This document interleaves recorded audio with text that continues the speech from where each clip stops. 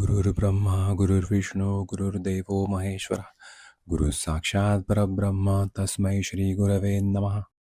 आपला भारत देश हा अध्यात्मप्रधान संस्कृती असलेला एकमेव देश आहे. त्यातही महाराष्ट्राच्या पुण्यपावन भूमीमध्ये ज्ञानेश्वर, तुकाराम, एकनाथांची परंपरा आजमितीपर्यंत चालू आहे. सुमारे 1200 वर्षांपूर्वी श्रीमद आद्य शंकराचार्यांनी वैदिक धर्माचे पुनरुज्जीवन केले. परमेश्वराने अनेक वेळा जन्म घेऊन वैदिक धर्माचे रक्षण केले आहे. सांप्रतच्या अज्ञानोधिक काळात पैसा व प्रसिद्धीच्या मागे वेगाने धावणाऱ्या मानवाला शाश्वत सुखाचा मार्ग दाखवण्यासाठी आणि वेदधर्माला आलेली ग्लानी दूर करण्यासाठी गुरुरूपामध्ये परमपूज्य रामकृष्ण क्षीरसागर स्वामींनी 16 फेब्रुवारी 1934 म्हणजेच शके 1855 फाल्गुन मास शुद्ध तृतीयेला नगर जिल्ह्यातील पारनेर तालुक्यातील रायतळे गावी अवतार घेतला. वयाच्या अवघ्या 7व्या वर्षी ईश्वरी साक्षात्कार झाला व त्रिकाल ज्ञान प्राप्त झाले. पुढे भगवान श्री दत्तात्रेयांनी गाणगापूरला बोलावून घेतले. स्वामी नृसिंह सरस्वतींच्या रूपात प्रकट होऊन अनुग्रह दिला. स्वामींच्या आज्ञेचे तंतोतंत पालन करून 25 वर्षे तपश्चर्या केल्यावर स्वामींनी पुन्हा दर्शन देऊन मला तुझ्याकडून वेदांचे कार्य करवून घ्यायचे आहे असा आदेश दिला. इथेच परमपूज्य रामकृष्ण स्वामी महाराजांना आपल्या जीवनाची कल्पना आली आणि गुरु आज्ञेप्रमाणे कार्याला सुरुवात झाली. 1974 साली दत्त देवस्थान ट्रस्टची स्थापना झाली. वेदांचे संवर्धन व संरक्षण हे मुख्य कार्य जोमाने सुरू झाले. यातूनच वेदांत विद्यापीठची संकल्पना पुढे आली व 100 विद्यार्थ्यांची गुरुकुल पद्धतीने सोय होण्यासाठी वेदांत वास्तू बांधण्यात आली. याचबरोबर सामान्य लोकांना दर्शन देणे व मार्गदर्शन करणे चालू झाले. सत्संग मंडळांच्या स्थापना झाल्या. भक्तांशी होणाऱ्या संवादातूनच गुरुवाणी, अमृत कलश, श्री रामकृष्ण वाच, नित्य गुरुवाणी या अनमोल ग्रंथांची निर्मिती झाली. सर्व क्षेत्रातील भक्त कार्यात सहभागी होऊ लागले. भक्तांचा अहंकार कमी व्हावा म्हणून भिक्षासत्र सुरू झाले. पुढील काळात आधारस्तंभ म्हणून भव्य असे दत्त मंदिर उभारले गेले आहे. एकाच मुळीतून आलेला वड, औदुंबर, पिंपळ हा देववृक्ष परमपूज्य गुरुदेवांच्या अलौकिक साक्षात्काराची प्रचिती नित्य देत आहे. या काळापासून भक्तांनाही जे अनुभव येत आहेत त्याचेच श्रवण आपण आता करणार आहोत. नमस्कार. सिद्धांत अवधूत चिंतन श्री गुरुदेव दत्त. आजच्या आपल्या या पॉडकास्टमध्ये आमच्या ज्येष्ठ गुरु भगिनी कमलताई परांजपे आल्या आहेत. कमलताई, आपलं स्वागत आहे. आपल्या पॉडकास्टला सुरू करूया आपण. तर मला जाणून घ्यायला आवडेल किंवा सगळ्यांनाच सांगायला आपल्याला जास्त आवडणार आहे असं मला वाटतं की तुम्ही तुमचं बालपण म्हणा किंवा तुमचं शाळेतलं शिक्षण किंवा पुढे जाऊन तुम्ही काय तुमच्या करिअरमध्ये काय करत होतात. बरोबर. माझा जन्म मध्य प्रदेशमध्ये सागर सोसायटी झाला आणि माझे वडील प्रसिद्ध उद्योगपती होते. माझं शिक्षण पण सागर युनिव्हर्सिटीतच झालं आणि त्यापुढे मी संस्कृत विषय घेऊन MA करत होते. हां, संस्कृत ओके. आणि लहानपणीपासून खेळाची खूप आवड होती. त्यामुळे शाळेत तेव्हा आपण खो खो म्हणायचो. आता कबड्डी आणि असे सगळे म्हणतात ते खेळले आहेत आणि आवड होती भरपूर. अच्छा, म्हणजे पुढे जाऊन स्पोर्ट्स नाही, पण आवड होती. बरोबर. असं आहे. आणि घरातलं वातावरण कसं, म्हणजे धार्मिक होतं, म्हणजे संस्कारांच्या दृष्टीने मी असा विचारते प्रश्न. हो, आमच्या घरी धार्मिक वातावरण होतं कारण माझ्या आजोळी आईच्या आईकडे दत्त उपासना होती आणि माझ्या माहेरी म्हणजे वडिलांकडे शंकराची उपासना. तर दोन्हीकडे धार्मिक वातावरण.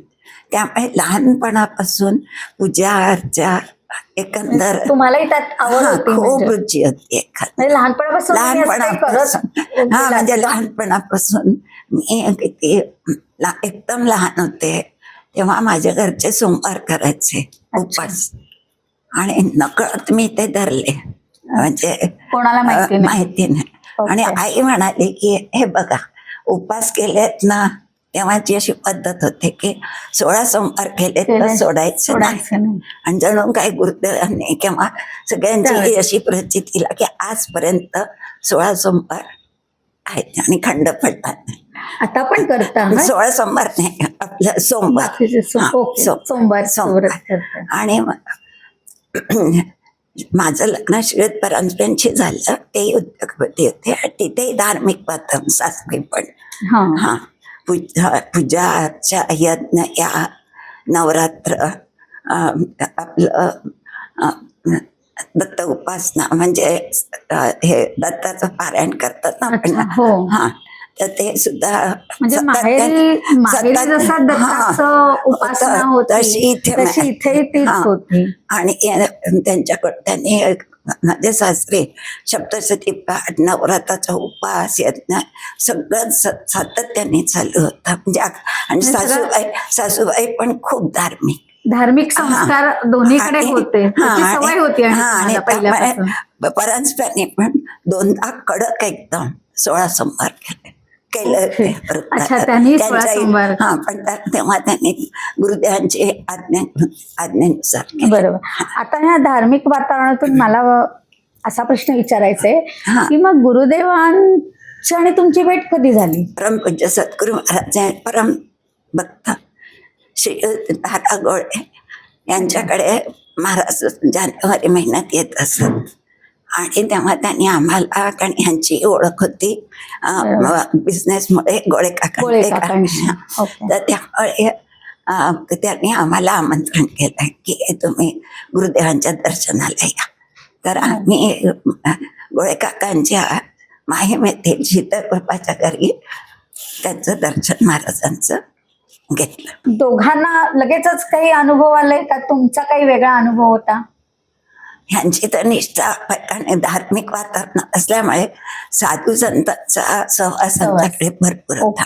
त्यामुळे कुठलंही असलं की एक भाव असायचा की नाही, तर त्यामुळे तर अतिशय त्यांचा पहिल्यापासून हे होतं. आणि त्यामुळे त्यांना म्हणजे ओढच होती सुरुवातपासून असं की गुरुदेवा म्हणजे कुठेही असतील तर आपण दर्शन घ्यायचं असं. हा, पण मी असं एवढं म्हणजे होतं, आपण नेहमी संतांच्या थोरांच्या दर्शनाला जातो तशी मी गेले होते. आणि त्यामुळे त्या क्षणी मला असा कुठलाही भाव निर्माण झाला नव्हता. पण मग गुरुदेवांच्या ह्याचा तुम्हाला कधी अनुभव येत गेला? मी गोळे काकांच्याकडे गेले दर्शनासाठी सद्गुरूंच्या. तिथे प्रचंड गर्दी होती, पण तिथली शिस्त, नियमबद्धता आणि सगळं रांगेत उभे होते, पण कोणाचाही आवाज नाही, आरडाओरडा नाही, गडबड नाही. तर ती शिस्त बघून मला अतिशय आश्चर्य वाटलं. कारण आपण कुठल्याही गडबडीच्या ठिकाणी जातो तर तिथे खूप आवाज असतो, कोलाहल असतो, पण तिचं काही नव्हतं. आणि सगळे एक रांगेत आपल्या दर्शन कधी घडेल, श्री गुरु दर्शनच कधी घडेल ह्याची आतुरतेने वाट बघत होता. आणि मला बरं नव्हतं, तर रांगेत उभ्यानं सुरुवातीचं होतं, तर नियम गोळे काकांचे नियम अतिशय कडक असत. त्यामुळे लाईनीत उभे होते. मग ते जे जिने चढले तरी मला पहिल्यांदा असं जाणवलं की आपल्याला थकवा आला नाही. हाच तुम्हाला मोठा अनुभव. इतका वेळ पायात हे झालं नाही, काही गोळे आले नाही, काही नाही. आणि मला म्हणजे प्रसन्न मनाने मी तिथे पोचले. आणि तिथे गेल्यावर मंद सनेच सूर कानावर पडत होते, फुलांचा सुवासिक वास होता आणि अतिशय पवित्र वातावरण होतं. तिथे गेल्यामुळे मी माझं सगळं दुखणं विसरले आणि अतिशय आनंदात होते. हा, आणि गुरुदेवांच्या खोलीत गेल्याबरोबर मी गुरुदेवांचं दर्शन घेते, एकदम भारावून गेले. आणि मला कळताना माझं शरीर म्हणजे असं रोमांचित झालं. आणि मी साष्टांग नमस्कार केला, प्रसाद घेतला, थोडा वेळ बसले. पण म्हटलं आतून ओढ, अंतर्यामी ओढ म्हणतात तशी निर्माण झाली की माझ्या देवाचं दर्शन मला कधी घडेल. हा भाव अतिशय उत्कटतेने माहेरी पण दत्ताची उपासना होती, आणि शंकराची सुद्धा होती, शिवस्वरूप. आणि आपले सद्गुरू हे शिवस्वरूपच आहेत, त्यामुळे शिवगुरु परंपरेतलेच आपले सद्गुरू असल्यामुळे मला असं वाटतं की ह्या दत्त संप्रदायातलं दोन्हीकडचं वातावरण हे करताना म्हणजे जे तुम्ही अनुभवत होता त्यातनं तुम्ही अतिशय मृदू झालात. हो, मृदू झाल्यामुळे ते भाव लगेच गुरुदेवांना बघून आणि माझ्या डोळ्यात म्हणजे अक्षरशः आतून हे झाली मला. बरोबर. आणि मला वाटलं की नाही आता आपण आणि मग नंतर गोळे काका पण आले की परंजपे तुम्ही सकाळ संध्याकाळ दर्शनाला या. ओके. तर मी ह्यांच्याजवळ म्हटलं अहो मी पण तुमच्या बरोबर येईल. अच्छा. आणि त्यानंतर मी दर्शनाचा नियम कधी चुकवला चुकवला नाही. नाही. आणि शक्यतो दर्शन घ्यायचंच, किती अडचणी येऊ, घरात काही येऊ, पण तेवढं बरोबर जायचं. बरोबर. त्यानंतर असेल लगेच किंवा काही काळाने तुम्हाला काहीतरी वेगवेगळे गुरुदांचे अनुभव हो. आले असतील ना, हो. तर त्यातले जे तुमच्या आठवणीतले असतील की नाही हे आपण सगळ्यांना सांगितलेच पाहिजेत. हो. कारण आपले सद्गुरू आहेतच तसे, प्रश्नच त्यामुळे सगळ्यांपर्यंत ते अनुभव पोचावेत. तर तुमचे तसे 2 अविस्मरणीय अनुभव सांगितले तर आवडेल आपल्याला. मी आणि माझा मुलगा आम्ही बहिणीकडे बडोद्याला गेलो होतो आणि तो परत यायला निघाला म्हणून बहिणीचा मुलगा स्टेशनवर पोचवायला दोघंही मोटारीतनं फिएट मोटारीतनं निघाल. वाटे एक एक गाडी भरधाव स्पीडने आली आणि तिचा ब्रेक लागणार नाही, ती यांच्यावर आपटली. मागची गाडी ह्यांच्या दुसऱ्या गाडीवर म्हणजे त्यामुळे ह्यांची गाडी संबंध मोठा ट्रक होता त्याच्या आत गेली हो. पूर्णपणे. एवढा भयंकर अपघात होता की सगळेजण म्हणाले की रातनं जिवंत असणं शक्यच नाही. अक्षरशः सगळे घाबरले. कसं बसं ती गाडी ओढून काढली, ह्यांना ओढून काढलं. आणि आश्चर्याचा धक्का आणि अद्वितीय घटना, अघटित घटना की हे दोघं सही सलामत बाहेर पडले. एकही ओरखडा नाही, मुक्कामार नाही की कुठलं काही झालं. सगळे स्तब्ध होते बरोबर. की ही घटना कारण समोरची गाडीचे जे समोरचा पार्ट होता तो चेंदामेंदा झाला होता. बापरे. हे सांगताना मला अक्षरशः अंगावर काटा येतोय. खरंय. आणि हे सद्गुरूंशिवाय अशक्य आहे. खरंय. आणि म्हणून आपण महाराजांना ईश्वर साक्षात्कारी म्हणतो. आणि त्याचा हा साक्षात्कार होणं म्हणजे अजूनही मला आठवलं की अंगावर छाला येतो. शाळा येतो. हे अतिशय अवघड घटना होती, अतिशय. आणि महाराजांना सांगितलं, महाराज म्हणाले काही बोलले, दोन्ही हात आशीर्वाद दिले. आणि मनापासून त्यांचे केस कुरळे असे होते, मान डोलवत होते आणि हसत हसत त्यांनी आशीर्वाद दिला. कारण एकदा गुरुदेवांनी आपल्याला त्यांचं आपलंसं करून घेतल्यावर ते आपण कुठेही असो जगाच्या पाठीवर ते आपली सतत काळजी घेत असतात. त्याचा अनुभव तुम्ही घेतला. आणि हे तर म्हणजे खरंच आहे की अघटित घटना तव शरणम आपण म्हणतो, त्याची प्रचिती पूर्णपणे प्रचिती आली. हा छान अनुभव होता. तसं अध्यात्माचा सांगते. आपला सत्संग ठाणे सत्संगाची स्थापना होणार ते.